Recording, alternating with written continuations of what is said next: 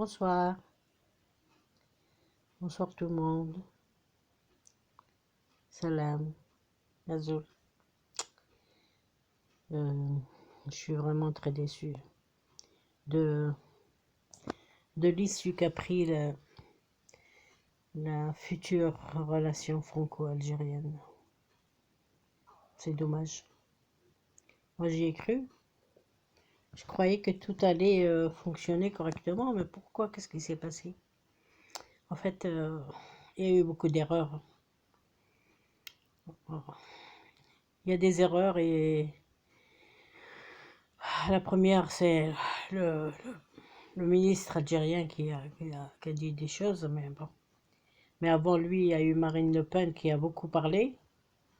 Et peut-être ils ont dû entendre ça, et puis ça, comme quoi il n'y aura jamais de réconciliation, qu'on ne veut pas des Algériens.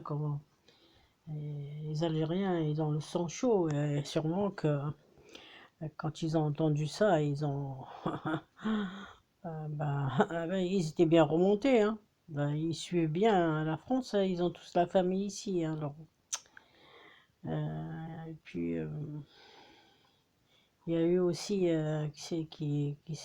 ah oui, les jeunes là, du Hira qui voulaient justement, ils, ils voulaient aller accueillir les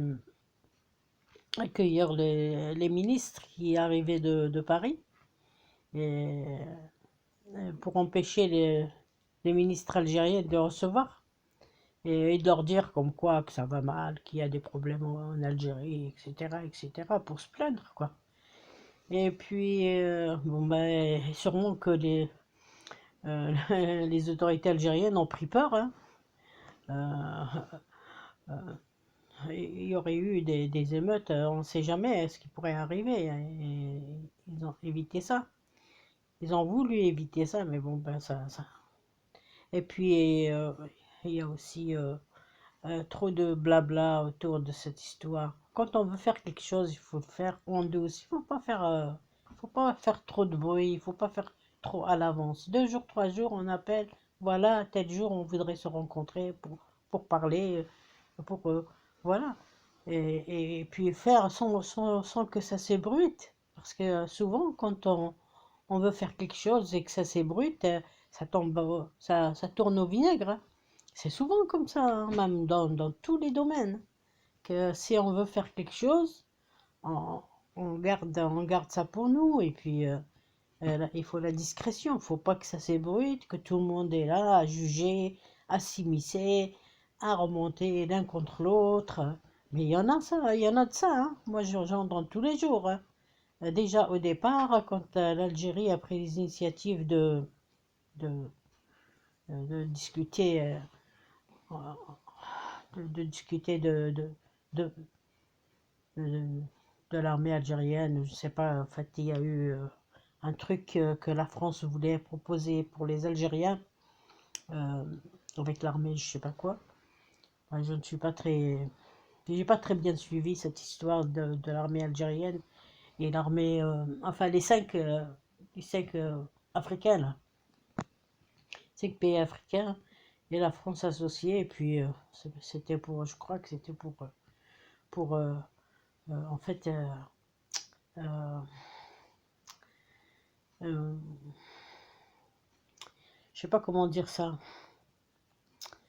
C'était certainement pour contrer les incursions des islamistes. Ça n'était pas des islamistes, des terroristes euh, qui, qui entraient dans les pays voisins de l'Algérie. Donc, la France, comme c'est elle qui est un peu le garant de toutes ces régions-là, hein.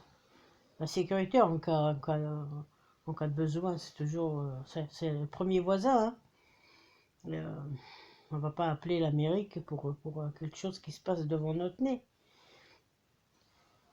Ou la Russie qui est au bout du monde aussi.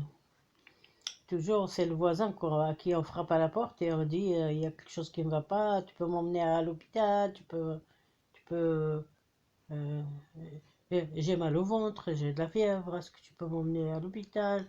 On appelle que le voisin ou le frère, celui qui habite à 2 pas. On ne cherche pas trop loin.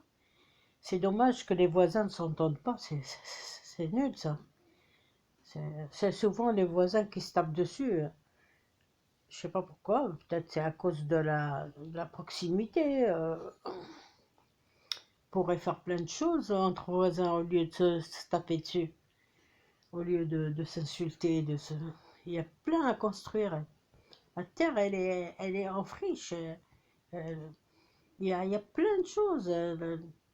La technologie, plein, l'agriculture, euh, la recherche, la science, plein de choses. Euh, la, la science, c'est vaste. Il pourrait s'agir de médecine, je sais pas moi, de plein de choses, plein de choses. S'échanger des professeurs, par exemple, des professeurs de français qui iront enseigner en Algérie, des professeurs algériens qui iraient enseigner en France. Ça dépend de quelle matière et ils sont calés. Et plein de choses comme ça, au lieu de tout de suite, tout à cause de paroles en l'air, à cause de... Il y a des gens qui sont comme ça, qui, au lieu de dire bonjour, il va te dire merde. Au lieu de te dire salut, il va te dire ça dépend. Quel con, par exemple. Quel con, le voilà le con. Ça m'est arrivé de dire à une voisine, pouf, c'est là, tous les matins je la vois, c'est une connasse. Qu'est-ce qu'il y a encore? Ah oui, le voisin mortel, celui qui nous déteste et qui remonte tout le monde contre nous. Il remonte tout le monde, mais tout le monde, il veut que l'Algérie soit isolée.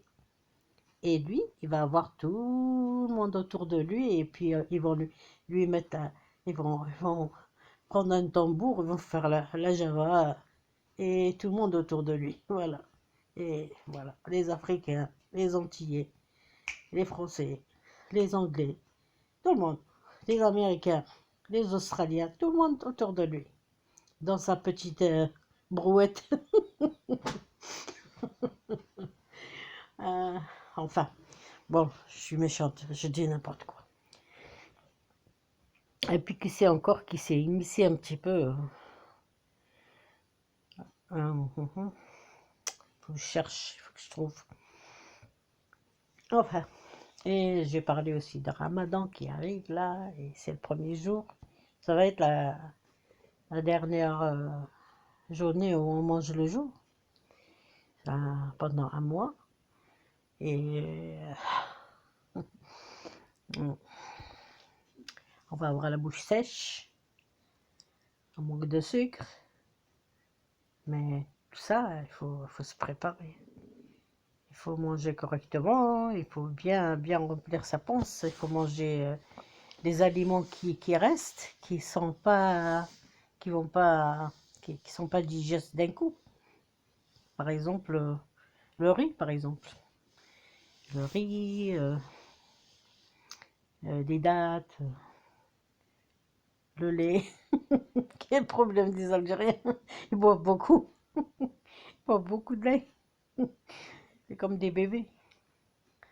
Il leur manque que des biberons. Comme ça, comme ça, le matin, ils prennent un biberon de lait, le midi, un biberon de lait, le soir, un biberon de lait, et au coucher, un biberon de lait. Ah, mes frères, mes sœurs algériennes, je vous adore. J'adore les Algériens, ils sont des gens très bien. Seulement, ils ont un tout petit peu de nervosité, mais pas pour rien, il ne faut pas les chercher. C'est des gens tranquilles, ils cherchent personne. Ils sont dans leur coin, mais quand on les chatouille, ils deviennent, bon, pas méchants, mais ils peuvent être agressifs. Comme moi, par exemple. Quelqu'un vient m'embêter, je lui donne un coup de boule. sans pitié. Voilà. Et puis, qu'est-ce que je voulais dire? Ah oui, je voulais souhaiter un bon ramadan à tous les Algériens, à toute l'armée algérienne que j'adore, j'adore. Je les adore. Ils sont beaux, ils sont magnifiques, c'est les meilleurs. Enfin, j'ai pas vu d'autres soldats.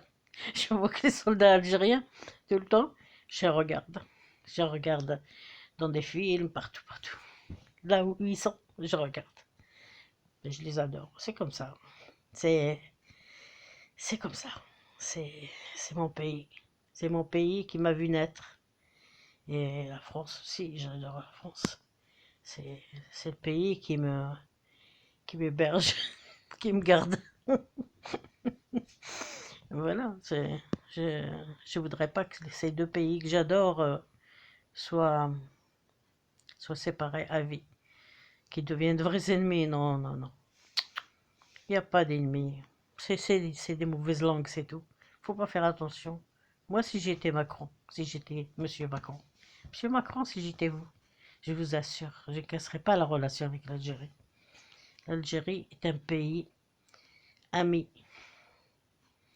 En cas de besoin, vous allez trouver que les Algériens. Le reste, ils vont tous mettre leur tête dans le sable et vous connaîtront pas.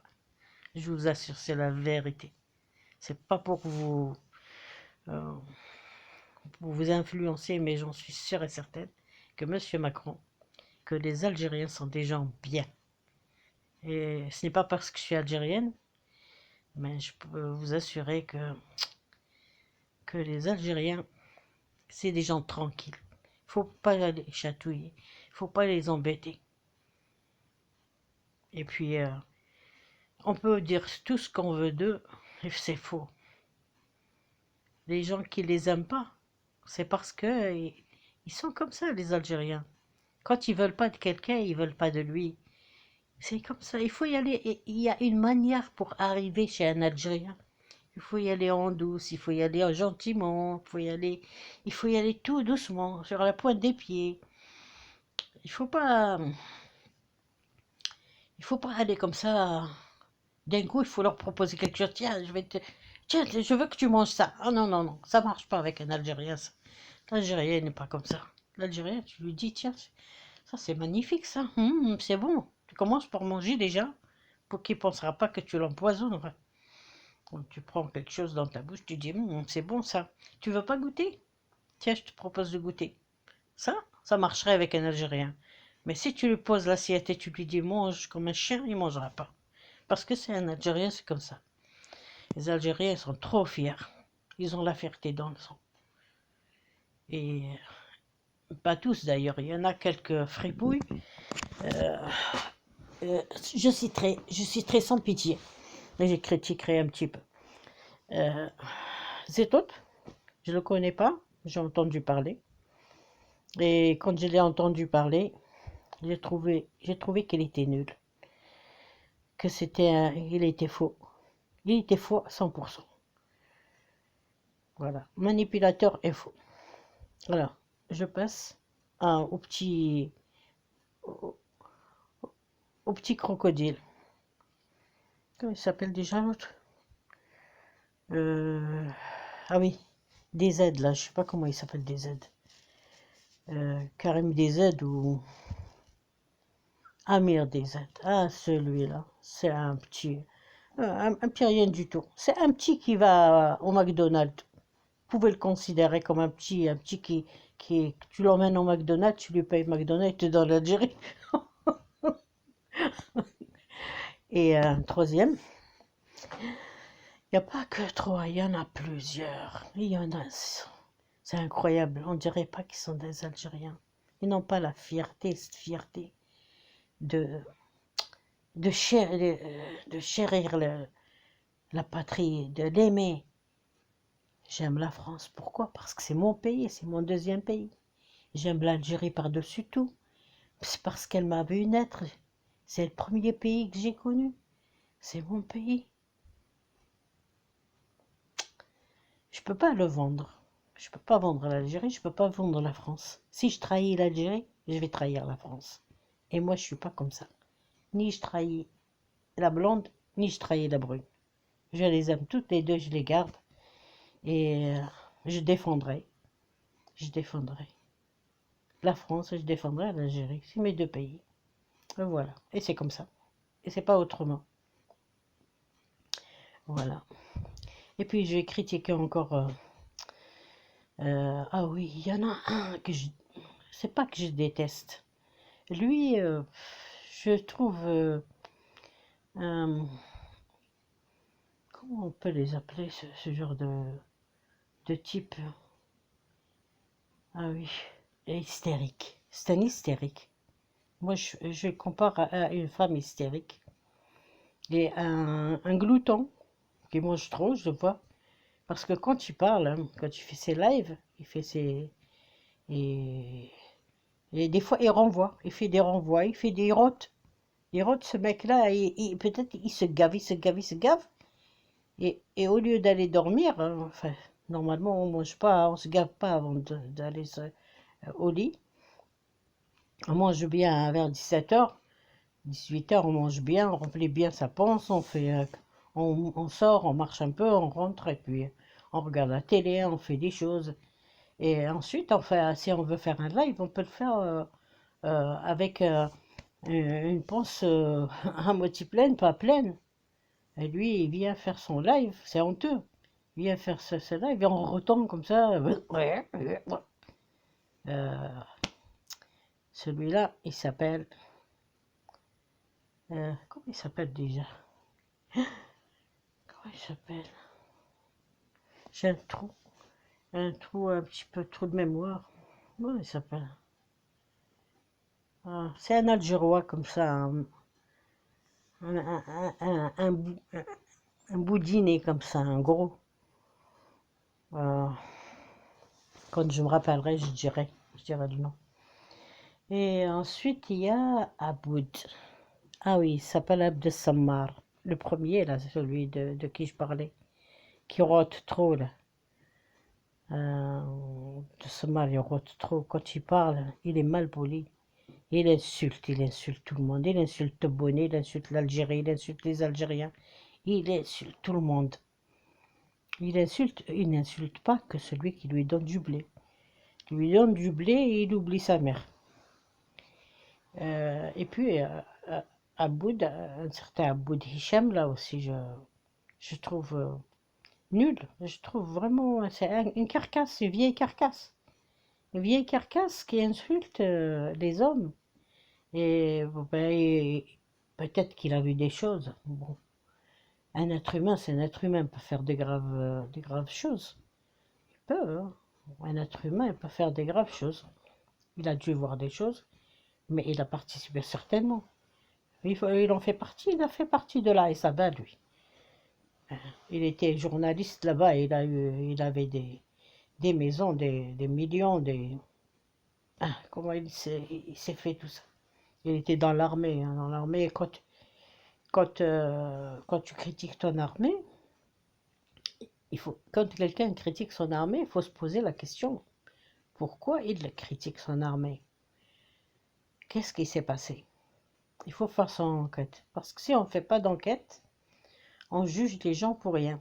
Tu critiques ton armée, ou tu critiques ton président de la République, tu critiques ton maître d'école, tu critiques ton épouse, tu critiques ton voisin, et tout ça. Mais il faut se poser l'enquête sur soi-même. Il faut la retourner l'enquête. Qui suis-je? Pourquoi je déteste tout ce monde-là? Pourquoi je déteste mon mari? Pourquoi je déteste mes enfants? Pourquoi je critique ma belle-mère? Pourquoi je critique mes belles-sœurs? Pourquoi je critique mon voisin? Pourquoi je critique euh, le, le, le planton? Pourquoi je critique, euh, je sais pas moi, tout ce qui bouge, je critique.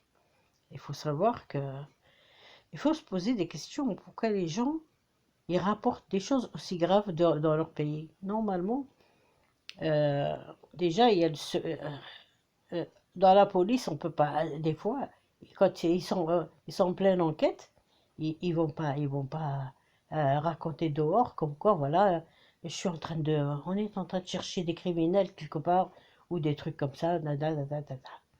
Un policier doit garder ses enquêtes secrètes, doit enquêter discrètement. Ben voilà, et enquêter discrètement. Euh, et il y a le secret d'instruction. C'est ce qu'on appelle, je pense, secret d'instruction, c'est ça. Et puis, il y a aussi les infirmières. Elles n'ont pas le droit d'aller raconter n'importe quoi sur un malade. Par exemple, par exemple, je suis infirmière. J'ai un malade dans mon service. Je rencontre une personne dehors. Elle va me dire, je cherche telle personne, tel malade. Je dis, ben voilà, je connais cette personne, elle est là-bas, dans la chambre 20 par exemple. Bon, ben, dans la chambre 20, ah oui, oui. Mais comment va-t-elle? Ça va, hein? Ça va, elle va bien. Ou alors elle va mal. Ben, vous savez pas, elle a le sida. Ou alors, vous savez pas, elle a le diabète. Elle a le cancer, elle va mourir. Mais il y a le secret médical. Nous, en tant que soignants, on nous demande, on nous impose le secret médical. Pourquoi on n'imposerait pas le secret de l'armée? On n'a pas le droit de parler dehors quand on a vécu, quand on a travaillé dans un endroit. On n'a pas le droit de sortir. Ce qui est à Paris reste à Paris. Ce qui est à Las Vegas reste à Las Vegas. On ne va pas rapporter ce qu'on a vécu dans notre propre travail dehors. Et surtout pas en plein public. En tant que journaliste, oui, mais tu n'es pas journaliste. Montre ta carte de journalisme. Hein. C'est pas parce que tu as une petite chaîne de rien du tout que tu vas te permettre de critiquer. Enfin, j'arrive à la fin de cette vidéo et j'espère être lu au moins une fois ou deux fois. Je vous souhaite de très bonnes vacances pour les enfants. Je les adore, les tout petits, petits, petits. Et, et toutes les personnes âgées. Je leur souhaite encore de vivre des moments heureux. Vaccinez-vous, faites-vous vacciner si vous voulez. Hein. Moi, non. Et puis, pour, pour tous les gens qui font le ramadan, pour tous les gens honnêtes qui font le ramadan. Parce qu'il y en a qui font le ramadan qui ne sont pas honnêtes. Alors, c'est pas la peine. Il faut être honnête pour pratiquer cette religion qui est si belle quand on la connaît bien, quand on comprend le sens des mots. Mais quand on ne comprend pas, il faut rester loin d'elle. Allez, et puis à tous les Algériens, à tous les Français, de passer de très bons moments dans toute leur vie, le restant de leur vie, et que le déconfinement arrive et qu'on aille faire des plongeons dans l'océan. Allez, bonne nuit à tout le monde. Bonne nuit à qui me dit. Ciao, bisous, bisous.